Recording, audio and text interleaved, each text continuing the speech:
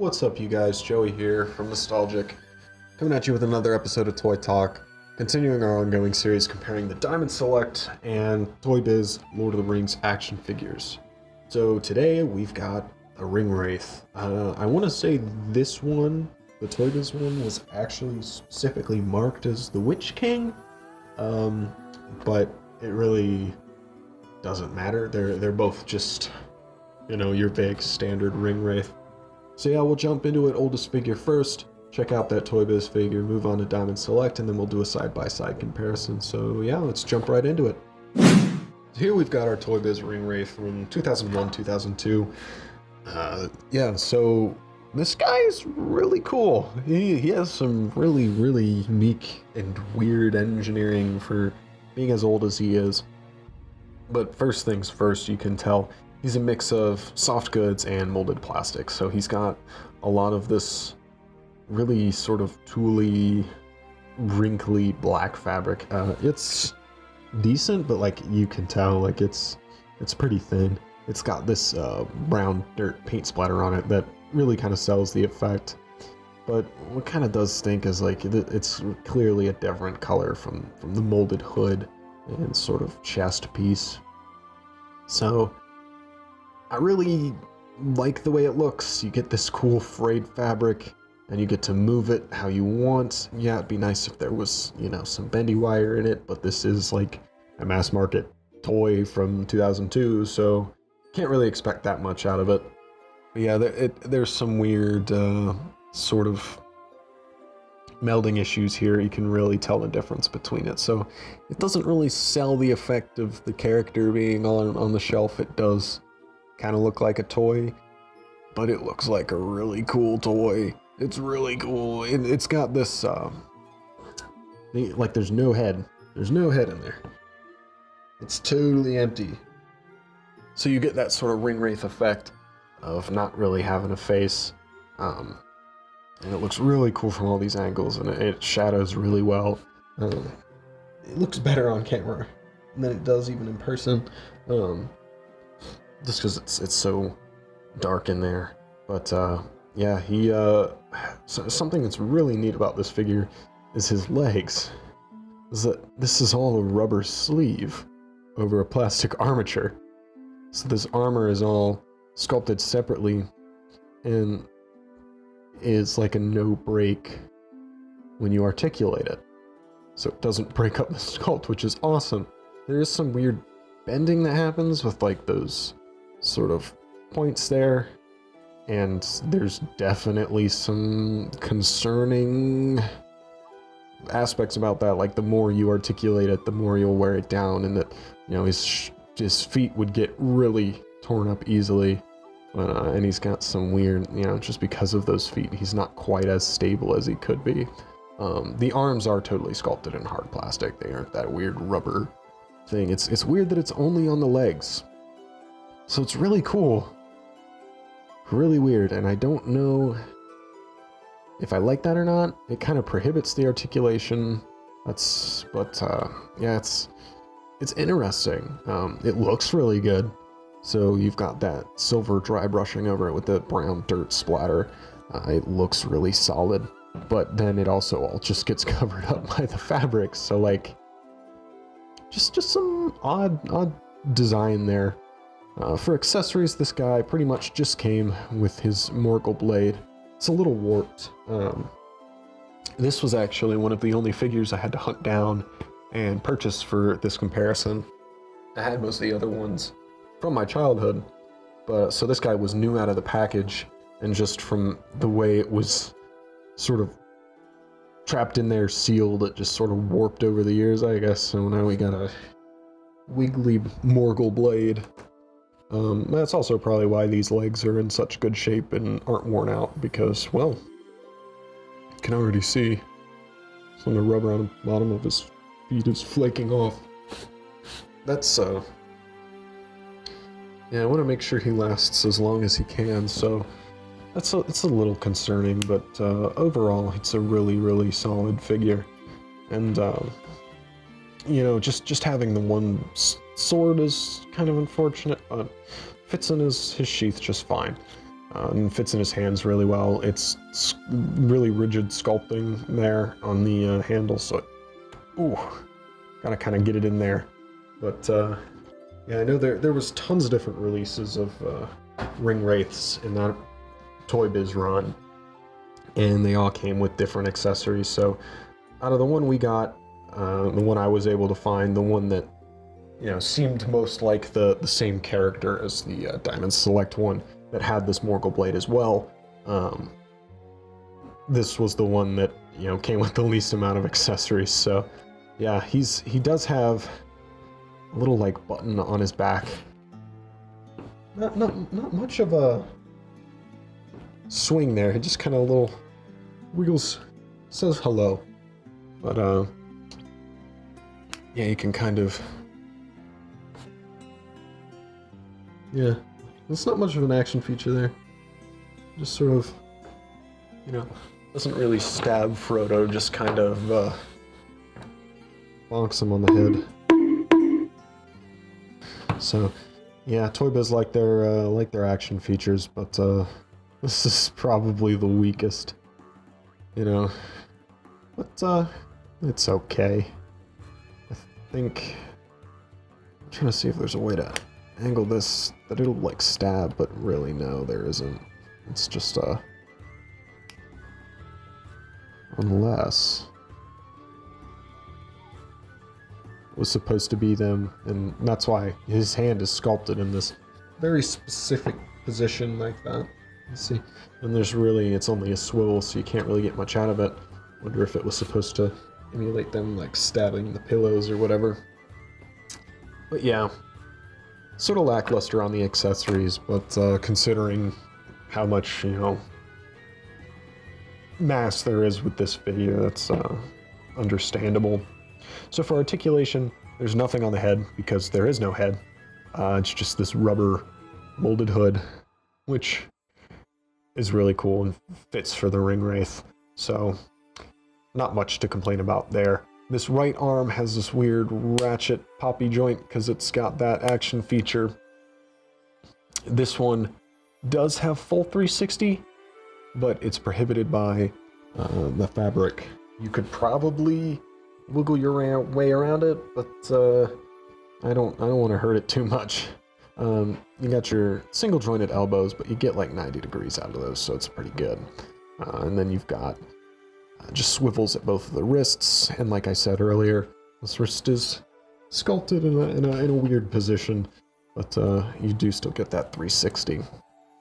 He also has a waist swivel, which kind of feels like it might be a ball joint or something, because he's got some wiggle to it, but nothing that really sticks in a pose. Doesn't have much of a diaphragm joint. His chest here is really just solid, rigid plastic. So yeah, nice. We get a waist swivel there. So for the hips, it looks like they're just sort of those Y sculpted pegs, which are my least favorite kind of leg joints, especially if you had like a horse for this guy to ride. It would be, well, he does have thigh cuts there, so it wouldn't be too bad, but those Y cuts aren't great. So he kicks that far, and the more you go, the more to the side it goes, just kind of how those Y joints work. And then he kicks back just as much, and he'll continue to go out. That looks silly, but yeah, that's about all you get out of his hips, and all of that is prohibited by this fabric as well. But he's got upper thigh joint cuts here, and then we've got that single jointed knee under that rubber sleeve we were talking about that doesn't quite get you 90 degrees, just because like it feels like it could, but because of that rubber, it's just prohibited there. And he doesn't have any sort of movement in his ankles besides what the give of the rubber gives you. So he's got relatively limited articulation, and really what articulation is there is really just sort of covered up by the fabric. You don't really see all that much difference in any of these poses, so he's really like he's cool. He's got cool stuff to him, I like the way that they did the head. I like being able to move the fabric out of the way and seeing the armor. He's got, like, you know, the armor that with that silver dry brushing looks really nice. It pops and looks like armor compared to all the cloak, but like that color difference and clear material difference, like if this had like a sculpt to it, sort of like this fabric, it would look kind of cool, or like a waffly pattern. You know, it's just kind of like that Diamond Select Legolas. It doesn't feel like a fully realized figure or a full experience. It's just kind of, you know, weird. It doesn't feel complete. And that just one sword doesn't really help with that either, so especially my sword being wobbly like that. But overall, it's a pretty decent figure. It looks like a ring wraith, acts like a ring wraith, will serve the purpose of a ring wraith on your shelf. So yeah, I mean, overall it's all right. So yeah, let's check out that Diamond Select one, see how it stacks up. So here's that Diamond Select ring wraith, and first things off, just in a vanilla situation like this, definitely looks better than sort of the weird massive fabric that doesn't really sit in any way you want it to. It's clearly a ring wraith, and it has this heavy draping fabric. It's not fabric, it's molded plastic, but it gives that illusion of that heavy molded or heavy weighted fabric, and it looks really good. It feels terrible. It's horrible to play with. It is really just a big solid mass of plastic, and it's not really fun to handle. Yeah, it looks great like this, but trying to get it into any pose is really hard. And then you do stuff like that, you get just sort of the fabric doesn't drape with the movements. You know, that's a bonus of having, you know, that soft goods cloak, is that, you know, you can move it out of the way and get it draping in a certain way that you want. But with this, you're stuck with, you know, these big sleeves in this way, and it makes it really hard for him to hold any of his accessories. So yeah, it's a give and a take. The sculpting is great. It all looks great. It's got a great dry brush and paint wash on it. It looks fantastic, but feels awful. I do think the Toy Biz figure, the armor had a much brighter silver dry brushing. I don't really know if that was, you know, quite as screen accurate, but it does sort of make it feel a little more fun, helps it pop a little more. I do kind of prefer that look than just this really sort of dull gunmetal that makes it blend in with the cloak. But this does feel like just a shadowy ass figure. So yeah, I mean, it's really weird. This guy is weird to talk about, just because he's really doesn't feel like a figure. He feels kind of like a weird statue.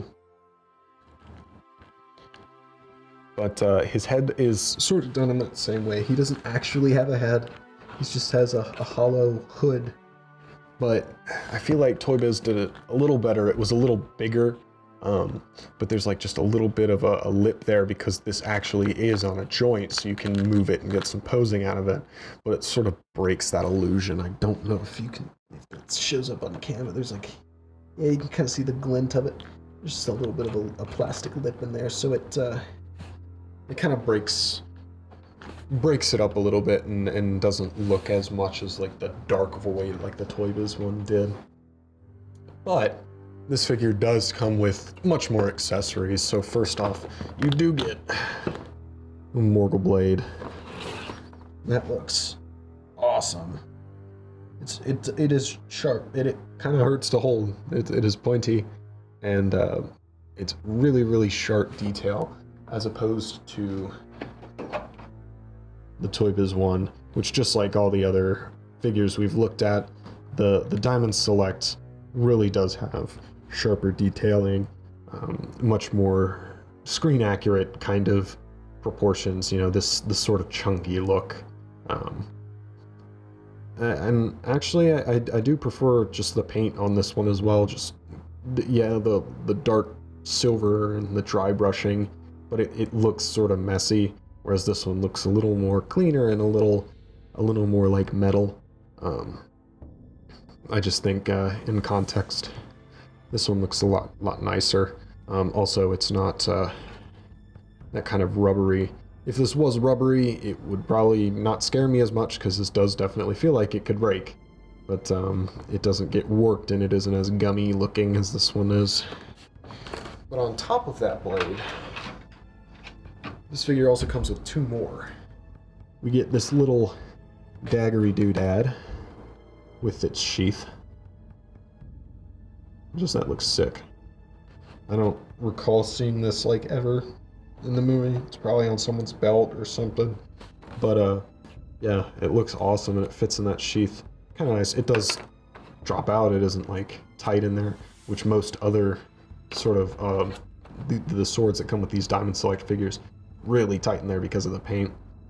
What does kind of suck is that it's got loops for like string to like store it on them, but it doesn't come with anything, and there's no way to store it on them like out of the box. So it's kind of like, oh, okay, so now I have to go find some string and tie it up and put it on the figure. That's kind of stupid, but I do appreciate that we do get a sheath with it. And then next we just have one of their sort of standard blades, or maybe this is the Morgul blade. I don't know. I think the other one is. But this looks awesome too. It's got that sort of dark gunmetal look with that wash. Kind of looks dirty. Yeah, and then you've got just sort of the same type of sheath with those loops as before, and this one fits in there significantly tighter. But yeah, like, it's awesome having, you know, this arsenal for these guys, especially if you get multiple of them. You can give them different blades, but just they don't fit in the hands all that great. You really got to get them in there, and then he can only really hold it that far in his hand. And this one can barely hold anything because of the way it's sculpted with those fingers. Like, that looked awesome, but it can't hold any of these blades because of it goes straight up into the cloak, and this is such thick, heavy plastic that it just does not conform. So it's cool having it, but it really, you know, doesn't work as intended. And yeah, what I'm dreading, the articulation on this guy. He has a joint here, so he can kind of look up, he can kind of look down, he can look side to side, which is really nice to be able to have that with this, as opposed to the ToyBiz one, which is just like big plastic molded lump. But for this, at least, this figure, the rest of him is the big plastic molded lump. But yeah, his arms go out that far. They got full rotation. He's got cut here at the bicep. He's got a single jointed hinge at the elbow, which gives him a full 90. He's got another cut here, which is really tight. And I don't understand it because he's got a bicep swivel and a rotation there. So really kind of unnecessary. But he also has hinges in here, so you can, you know, flick his wrist like that to get some holding on his blades. He's got a hinge there as well, or a swivel. And then there's like a little bit of his wrist in there that can pivot up and down. It's really hard to show. But yeah, and the rest of his articulation is almost pointless. He's got a diaphragm joint, but he can swivel and get in there. He can crunch. He can crunch pretty good. He can't really crunch back at all because of the way his cloak is. And then he's got he can kick that far forward. He can kick so far forward. Can't kick back at all because of how stiff this cloak is. And he's got an upper thigh cut, and then a double jointed knee. I can get it to work. Good lord. Now this guy's pointy. He's hurting me. Well, yeah, that is a double jointed knee. It can get you past 90 degrees, which is so weird because it's the only double jointed knee we've seen so far on any of these figures. And you can't really even utilize it because of his cloak. And after that, his foot can go up that far, goes back that far, and then he also has that ankle pivot. So the articulation is actually pretty good on this guy, but he's got this big, hard rubber molded cloak over him that he can't do anything with. And no matter how you pose him, it's just a lump. He's just gonna sit there like that. So it's weird. It's weird. He's not fun to handle. He looks really cool, but yeah, it's he's a weird figure. Yeah, so here are these figures side by side, and it's weird. I don't really like either of these guys, but I also like both of them. They both look really cool, and I think honestly the Diamond Select one probably looks better just, you know, sitting on a shelf in that vanilla pose, whereas, you know, the ToyBiz one is kind of has crazy bed head with that those fabric parts of his robe. But just the articulation on both of them is almost non-existent or completely pointless. The aesthetics of them are very similar, so like, you know, having a black robed figure, you know, okay, the paint is serviceable. I think it's better on the ToyBiz one because you've got that dirt on top of, you know, that sort of bright silver wash over some of these things, whereas the Diamond Select one just really feels like the same color, even though there is some gunmetal and dry brushing and stuff. It just feels like it has less character. But other than that, really there isn't much to say about these guys because they're so similar and so uncomfortable to play with. Yeah, this I can't really suggest either of these figures. The ringwraith was the one I wanted the least out of the Diamond Select ones, but I had to get it because I wanted to build that Sauron figure, so I kind of wound up with him. You know, he was that one of the wave that I really didn't care for, and really is my favorite, least favorite of the Diamond Select wave. In the ToyBiz one, I'm glad I have it because it's vintage. It's from when the movie came out, and having that with my fellowship, it feels completing, like I'm completing that. It feels good, but both of them are really kind of mediocre and have a lot of weird issues in their own right. So yeah, I can't really suggest either of these guys unless you're like me and needed to have them to complete something. But yeah, other than that, that's about all I have to say about these guys. If you enjoyed, subscribe, hit that bell icon so you don't miss the rest of this ongoing series. We've got a couple more figures left to go over until we hit that comparison between the Build-A-Figure Diamond Select Sauron and that Deluxe ToyBiz Sauron. So yeah, like I said in the previous videos, this is pretty free-flowing for me. If you guys have any suggestions, comments, anything you'd want to see out of this show, we're going to be doing some more documentary-style stuff, some sort of overview of certain toy lines, and then some more of these personal reviews and comparisons. If you've got any suggestions, drop them in the comments. You know, I love feedback. I'd be really happy to see what you guys have to say on these videos, and if there's anything else you'd like to see. So yeah, we'll see you next time.